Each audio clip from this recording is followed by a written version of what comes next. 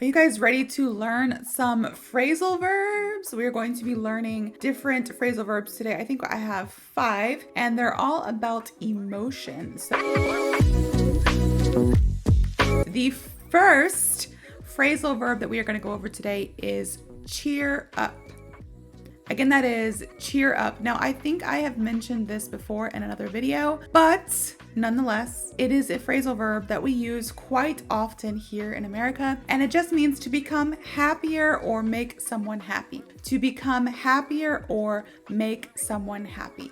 Cheer up. So, for example, a lot of times when you can visibly notice that someone is not in a good mood, you can see that they are, maybe they're going through something, maybe they are having a tough time at work or at school, depending on their age. Maybe they had a fight with their spouse, their parents, their friend, their siblings. Maybe something happened in their life. Maybe a pet passed away, or maybe a friend or a family member passed away, and you just want to make their life a little bit better because you feel bad, you feel sympathetic towards them. You could do things to cheer them up, or you can just talk to them and say, hey, I know it's hard, but cheer up. Like, let's look on the bright side of things. Now, obviously, if somebody just died, you would not want to say that. You have to be sensitive. But, if they're just having a hard time at work or something a little bit less serious, you can say, hey, cheer up. Like, tomorrow's a brand new day. Or, you've got this. Words of encouragement. You just want to become happier or make someone else become happier, make them happy. So cheer up. An example sentence of this is, she tried to cheer me up when I was feeling down. She tried to cheer me up when I was feeling down. Cheer up. Now, you can also say cheer me up, cheer her up, cheer him up, cheer them up. You can space it out. Phrasal verbs sometimes are like that, where the phrasal verb itself is cheer up, but you can put nouns in the middle or around them. So the next one after cheer up, we have calm down. Calm down. Now, I'm not gonna lie. A lot of times when people tell me to calm down, that is when I do not calm down. That is exactly when I get more upset, or whatever emotion I'm feeling. That's exactly when it intensifies, because I don't think there are very many people in the world that enjoy being told to calm down. However, it is a phrasal verb and it is very commonly used. So calm down just means to become less agitated or angry. To become less agitated or angry. So sometimes I tell myself to calm down. Now, I'm not really quick to anger. I'm not an angry person. I don't get angry often. However, there are things in life that just happens and I'm like, I need to calm down. So example, for me, this past week, at the time of this recording, was Amazon Prime Day. And I love shopping. So you know what this means.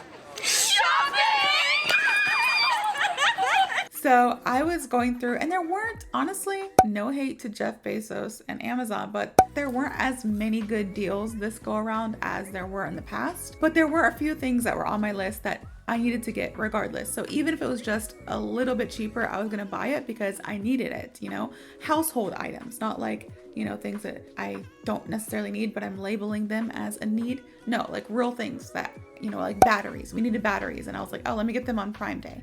There were a few books that I've been looking to buy and they were just a little bit cheaper. So whatever, I'm going to buy them anyways. So I might as well buy them on Prime Day. However, I don't know, I just blacked out, and then I looked and I had 17 items in my cart. And I was like, I need to calm down. I need to not be so excited, not be so emotional right now that I'm spending my entire paycheck. I need to calm down. So you can also use this phrasal verb in that aspect as well, where you can have a self-realization moment where you're like, I need to calm down. Whether you are too angry or too agitated, or you just feel like you're doing too much. Like for me, that too much was, I have 17 items in my cart on Amazon right now. This is not good. I narrowed it down to 6. I think I bought 6 or 7 things. So it's good for me. But I was like, I need to calm down. So an example sentence of this is, you need to calm down before we talk about this.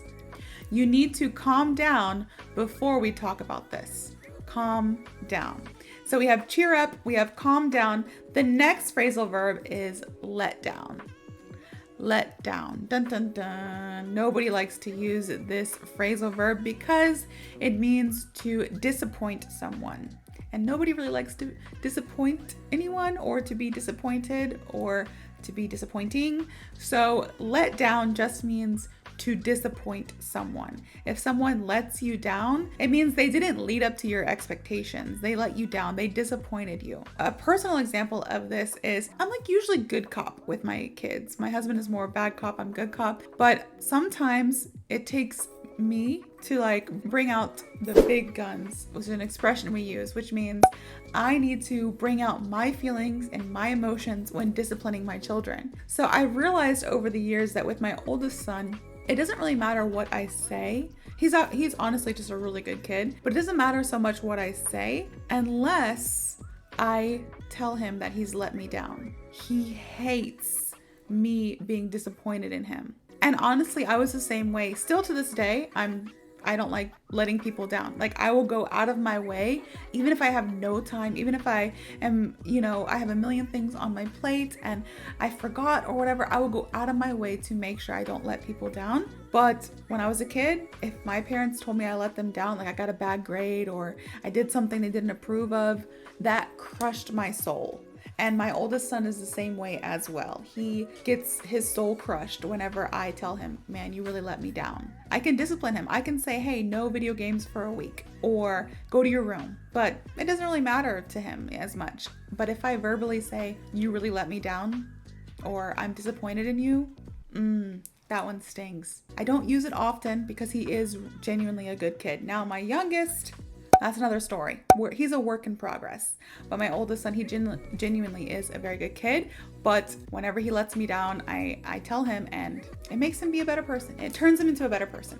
All right, so an example sentence of this is he felt let down when his friends didn't show up to his party. He felt let down when his friends didn't show up to his party.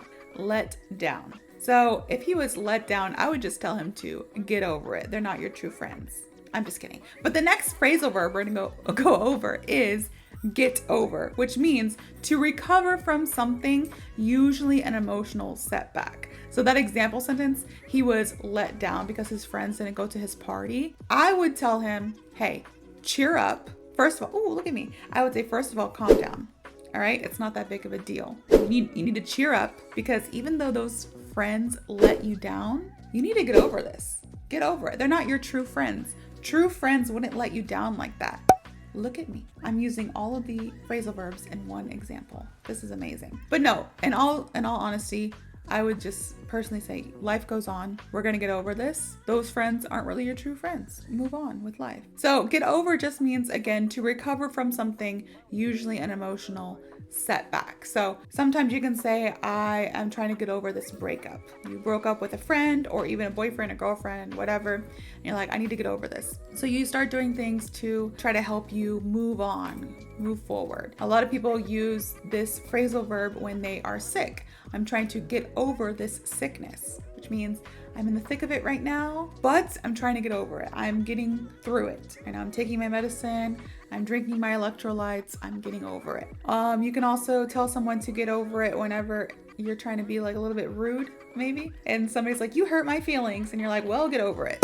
Which means like you need to just recover from that because be an adult, get over it. Sometimes at work, you have to put your foot down. There might be some altercations, via Skype or Teams or whatever you guys, Slack, whatever you use at work. And feelings might get hurt, but at the end of the day, we're all adults and we need to get over it. Like, work is work. So be professional, get over it. You don't have to hold a grudge. That's what I always say, like in my mind, not out loud because it is kind of rude sometimes. But when I'm in a workplace setting, I'm like, we're all adults. Like if somebody hurts your feelings, get over it. Like this is corporate. Move on. So get over. An example of this is it took her months to get over the breakup. It took her months to get over the breakup. Now that kind of emotional setback is a little bit harder to get over, right? If somebody just says, you're mean at work, I'm not going to take it to heart. I'm going to get over it. I'm like, oh, well, you think I'm mean? You're like one of the only people that thinks like that, but okay, sorry.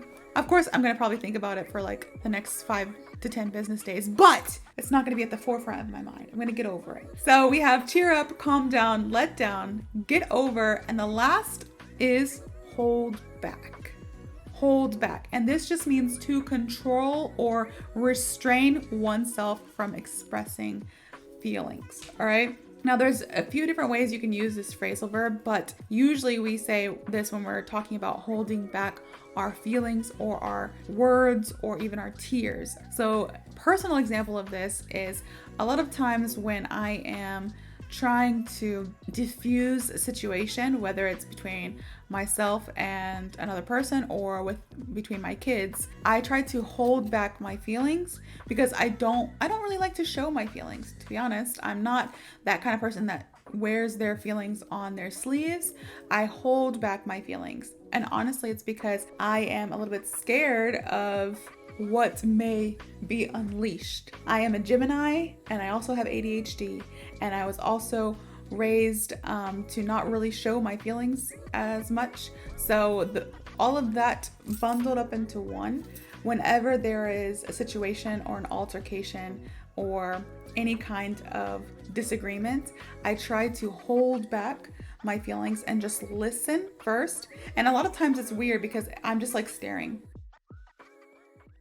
at the other person, and the other person's like, "Are you even listening?" I'm like, that's what I'm doing. Like, I'm actively trying to listen to you, but it's because I need time to process everything before I can speak. I hold back my feelings so that I can process everything and speak without causing an argument. Now, this happens, I would say 90% of the time. The other 10% of the time, I do not hold back my feelings. I must have had a bad day or something, and that's when everything just goes sour and we have a fight on our hands. But that's his life. Everybody has disagreements and arguments with their friends or spouses or kids or whatever. A lot of times I try to control or restrain myself from expressing my feelings. I try to hold back. And also with tears, I'm a very sympathetic person. So when I hear somebody's going through something, whether they are a super close friend or not, I usually feel for them. I usually I understand,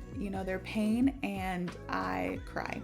But I don't want to cry in front of them because they're obviously the ones going through it. So I try to hold back my tears, even though I am a very sympathetic person and I want to cry as well. I hold back my tears in front of them, and then probably later on I cry, thinking about man, these people are such good people and they're going through such a hard time, and yeah, I start to cry. But most of the time, in front of them at least, I try to hold back tears. All right. So an example sentence of hold back is, she couldn't hold back her tears after hearing the news. Exactly how I feel most of the time. When anything happens in my life, I'm like, I feel so bad. And then, yeah, she couldn't hold back the tears after hearing the news. All right. So you guys, today we learned 5 different phrasal verbs pertaining to emotions. We have cheer up, calm down, let down, get over, and hold back. All right, 5 different phrasal verbs for you all today. So I hope you guys enjoyed this video. If you have a better understanding of these phrasal verbs now, please like, comment, and subscribe. Let me know what you'd like to see in the comments, and I hope to see you all in the next video.